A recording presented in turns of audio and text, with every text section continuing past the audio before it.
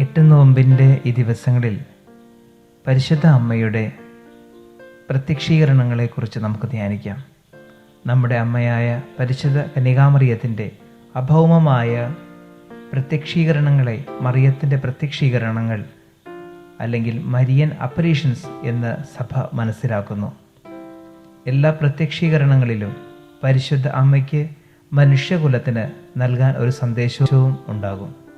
മാതാവിൻ്റെ അനേകം പ്രത്യക്ഷീകരണങ്ങൾ നടന്നിട്ടുണ്ടെങ്കിലും സഭ ഔദ്യോഗികമായി അംഗീകരിച്ചിട്ടുള്ളത് വളരെ ചുരുക്കമായിട്ടുള്ളതാണ്. അതിലൊന്നാമത്തത് പരിശുദ്ധയമ്മ മെക്സിക്കോയിൽ പ്രത്യക്ഷപ്പെട്ടതാണ്. ജുവാൻ ഡിയാഗോ എന്ന സാധാരണ കർഷകനാണ് പരിശുദ്ധയമ്മ ഒരു മലമുകളിൽ പ്രത്യക്ഷയായത്. പരിശുദ്ധ കന്യകാമറിയം ദൈവമാതാവാണ് എന്ന് പറഞ്ഞത് ഈ പ്രത്യക്ഷീകരണ വേളയിലാണ്.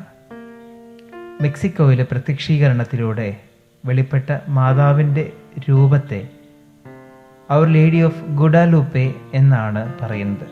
അനേകരുടെ മാനസാന്തരത്തിന് കാരണമായ പരിശുദ്ധ അമ്മയുടെ ഈ പ്രത്യക്ഷീകരണം നമ്മുടെയും മാനസാന്തരത്തിന് കാരണമാകട്ടെ.